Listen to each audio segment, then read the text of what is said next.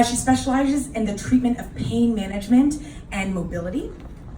And her philosophy generally, and I'll let her talk about it more obviously, is that the body is an integrated machine of moving parts, leading to a non-surgical approach. So I'll let her talk more about that obviously. So on the theme of work-life balance, Dr. Snowball, I wanted to know, given that a lot of people spend their day at their computers, right? They're sitting, or if they're not at a computer, they're sitting a lot in general. So, how do you not let that snowball into a problem? That was planned. Right. So how does that not, what are your tips for mobility, getting people moving when they have a job that requires them to sit a lot, for example? Right. Well, I think going back to the concept that we began with, that the body's a machine.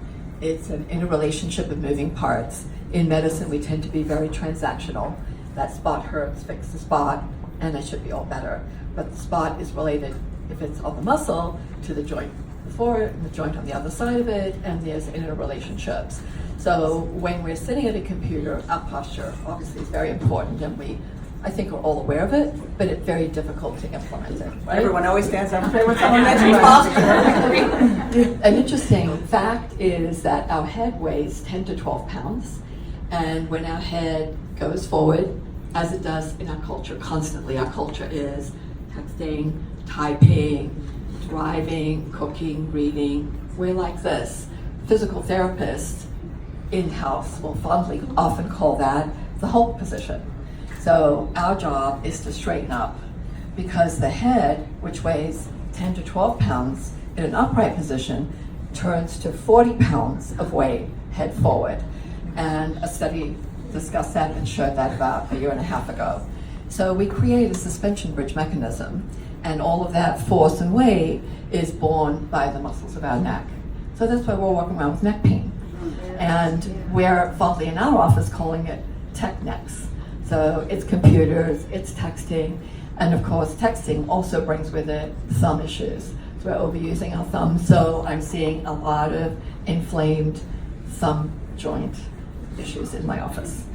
So I think posture, keeping our head over our spine, where the head then weighs 10 to 12 pounds again, coming out of 40 pounds to 10 to 12 pounds. And it's simply a chin tuck, and it puts our head over our spine, which is like concrete or cement, or the infrastructure of our body, and can handle that weight.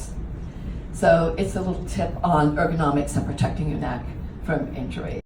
Tracy Fox, who I'm also really excited about, is a best-selling author and NYU Certified Life Coach.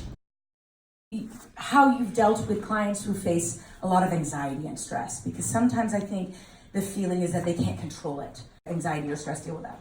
Well, this is the problem of our age. I mean, I think we're having an epidemic of anxiety. There was some recent article about 8 out of 10 kids in middle school have anxiety. That's crazy. We have to get a hold of this.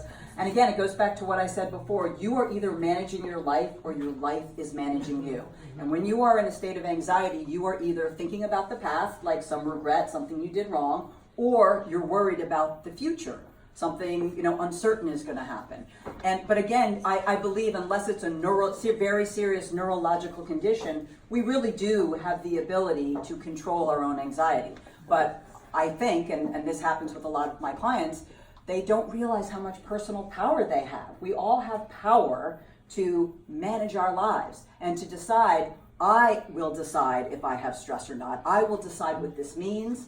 And I talk about Plan A and Plan B. Plan A is, I'm going to do something about this. But if it's a situation that you can't do anything about, you go to Plan B, which is, I will decide how I feel about what is happening to me. And again, we're the only creatures on planet Earth that actually have the brain power to decide who we want to be and how we want to operate. Animals don't get that, privilege. And so really, don't lose your personal power. Don't give your power away.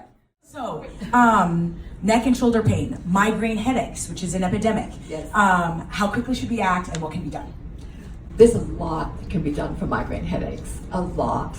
And no one needs to suffer with migraine headaches anymore. There are a lot of medications out in the world that have taken my patients who have migraine headaches day and night, 7 days a week, to no headaches. We all know Botox, that's kind of the product out there as well, and that's an injectable that we use a lot for migraine headaches.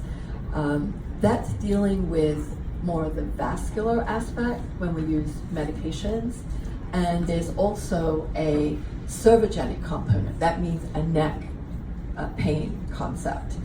So half of it is vascular and half of it is cervigenic. And anti-aging. It's like a twofer, really.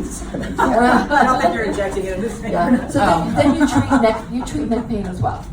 And if you do the two together, if you treat the vascular component of migraine headaches and treat neck issues as well, and you ask patients with migraine headaches, they frequently say, oh yeah, I do have some neck pain.